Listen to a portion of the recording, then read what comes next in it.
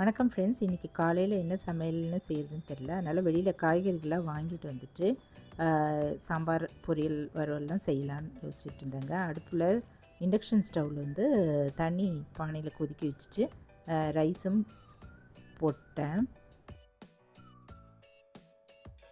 முதல்ல கத்திரிக்காவும் முருங்காவும் போட்டு சூப்பரான ஒரு சாம்பார் செய்யலாங்க.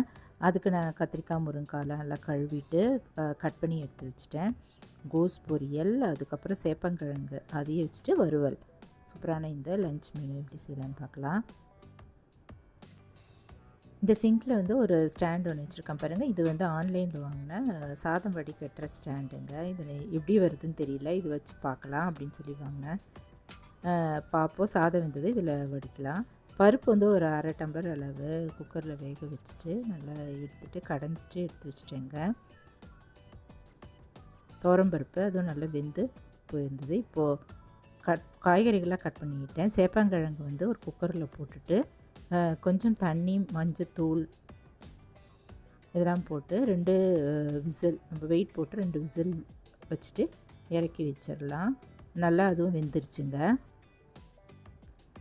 இந்த ஸ்டாண்டும் நான் ஆன்லைனில் தான் வாங்கியிருந்தேன். வந்து ஃபிட் பண்ணிட்டு போனாங்க. பக்கத்துலேயே வந்து நம்ம இதுக்குள்ள மிளகாய் தூள், தனியா, மஞ்சத்தூள், பருப்பு இதெல்லாம் வச்சுருக்கலாம். ரொம்ப ஈஸியாகவும் இருக்கும். இது கீழே ஒரு ஹூக்கும் கொடுத்துருக்காங்க. அதில் தேவையான இந்த விஸ்கு, அதுக்கப்புறம் வந்து வடிகட்டி, அப்புறம் கத்திரிக்கோல் எல்லாமே இருக்குங்க. அதெல்லாம் இதில் தொங்க விட்டுடலாம். இப்போ முதல்ல சாம்பாருக்கு தாளிச்சிட்டு கரைச்சி ஊற்றிடலாம். அடுப்பில் கடாயில் எண்ணெய், பெருங்காயம், கடுகு இதெல்லாம் போட்டு தாளிச்சிட்டு கொஞ்சம் வெந்தயமும் போட்டுட்டு நல்லா வறுப்பட்டதும் கருவேப்பிலை எல்லாம் போட்டுடலாங்க.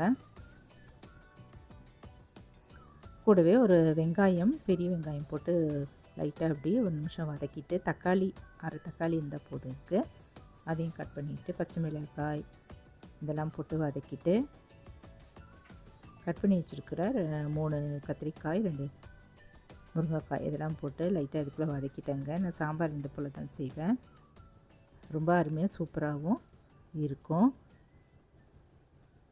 இதில் கொஞ்சம் மஞ்சத்தூள், சாம்பார் தூள் வந்து 1.5 to 2 டீஸ்பூன் அளவு இதில் சேர்த்துக்கலாம். சேர்த்துட்டு கலந்துட்டு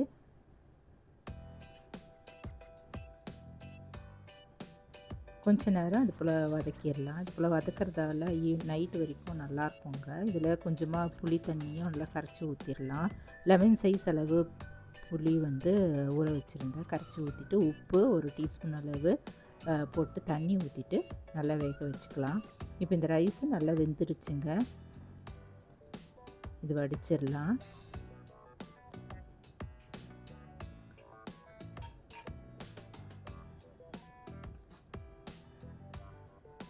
நல்லா ஈஸியாகவும் இருந்தது. பொறுமையாக அந்த 2 துணியை வச்சுட்டு இப்படி சாய்ச்சாலே டைரெக்டாக தண்ணியெலாம் அந்த சிங்க்லேயே அப்படியே வடிஞ்சிருது.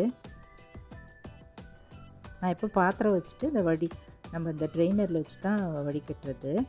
இப்போ இந்த ஸ்டாண்ட் இருக்கிறதால டைரெக்டாக இதிலே வடிய விட்டுடலாம். தண்ணியெலாம் நல்லா வடிஞ்சிருச்சு.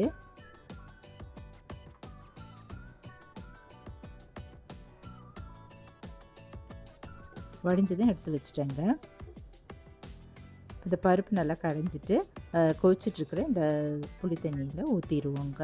இது நல்லா கொதி வந்ததும் சாம்பார் ரெடி ஆகிடும். இறக்கிடலாம். மீடியம் ஃப்ளேமில் வச்சுட்டு நல்லா 10 நிமிஷம் நல்லா கொதிக்க வச்சுட்டேங்க. கொதிக்கிட்டோம், மூடி வச்சுருவோம். கோஸும் இது கட் பண்ணிவிட்டு தண்ணியில் போட்டுட்டு நல்லா கழுவி எடுத்து வச்சுக்கலாங்க. இப்போ இந்த கோஸ் வந்து நம்ம தாளிச்சிக்கலாம். சாம்பார் நல்லா கொதிக்க ஆரம்பிச்சிருச்சு. இறக்க போகிற டயத்தில் கொஞ்சமாக கட் பண்ண கொத்தமல்லி தழைகளை மேலே அப்படி தூவிட்டு இறக்கிடலாம். அருமையான முருங்காய் கத்திரிக்காய் சாம்பார் தயாரிச்சு.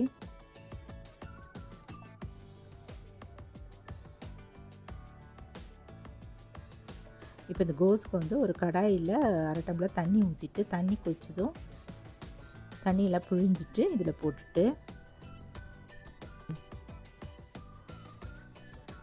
நான் கொஞ்சமாக ஒரு 2 டீஸ்பூன் அளவு பைத்தம்பருப்பு தண்ணியில் ஊற வச்சுருந்தேன். தண்ணியோடு இதில் சேர்த்துட்டேங்க. உப்பு ஒரு அரை டீஸ்பூன் போட்டுட்டு எல்லாமே நல்லா வேக வச்சுக்கலாம்.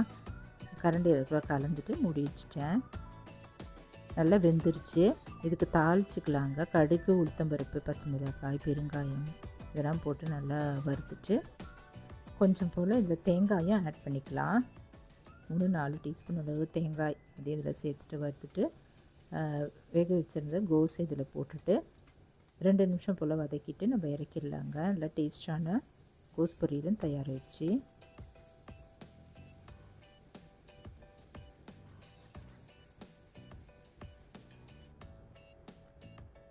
அடுத்து சேப்பங்கிழங்கு நல்லா வெந்துருச்சுங்க. தோல்லாம் உரிச்சிட்டு இந்த போல் ரவுண்டாக கட் பண்ணி எடுத்து வச்சுக்கலாம். இதுக்கு கொஞ்சம் மசாலா தயார் பண்ணிக்கலாம். 5-6 சின்ன வெங்காயம், அரை டீஸ்பூன் சோம்பு, ஒரு சின்ன பீஸ் புளியும் சேர்த்துட்டு கொஞ்சம் தண்ணி ஊற்றி நல்லா பேஸ்ட் மாதிரி நல்லா அரைச்சிக்கலாங்க. இப்போ அடுப்பில் ஒரு கடாய் வச்சுட்டு அதில் 4 டீஸ்பூன் அளவு ஆயில் ஊற்றிட்டு அரைச்சி வச்சுருந்த பேஸ்ட் இதில் ஊற்றிக்கலாம். ஊற்றிட்டு கொஞ்சம் கருவேப்பிலை போட்டு நல்லா வதக்கிட்டு பச்சை வாசனை போக வதக்கிட்டு இதில் மஞ்சத்தூள், உப்பு அரை டீஸ்பூன், தனி மிளகாய்த்தூள் அரை டீஸ்பூன், சாம்பார் தூள் 1 டீஸ்பூன்லாம் சேர்த்துக்கலாங்க. சேர்த்துட்டு பச்சை வாசனை போக நல்லா வதக்கிட்டு நம்ம வேக வச்சு கட் பண்ணி வச்சுருந்த தோல் வச்சு கட் பண்ணி வச்சுருந்தெல்லாம் சேப்பங்கிழங்கு இதில் போட்டு மீடியம் ஃப்ளேமில் வச்சுட்டு வறுத்து எடுத்துக்கலாம். இதை போல் வறுக்கிறதால ரொம்ப எண்ணெயும் குடிக்காது. பொறுமையாக இது வறுபடட்டும், மூடி வச்சிடலாம்.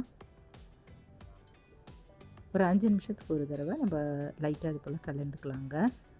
அடிப்பிடிக்காமல் அப்பப்போ கிளறிக்கலாம். எண்ணெய் தேவைப்பட்டதுன்னா 1 இல்லை 2 டீஸ்பூன் அளவு இதில் சேர்த்துக்கலாம். நல்லா டேஸ்டான சேப்பங்கிழங்கு வறுவல் இது போல் நம்ம செய்யலாங்க. அவ்வளோதாங்க, இன்றைக்கி சமையல்லாம் முடிஞ்சிருச்சு. வெண்டைக்காய், முருங்கைக்காய் சாம்பார், சாதமும் வடிச்சிட்டேன், கோஸ் பொரியல், சேப்பங்கிழங்கு வறுவல்.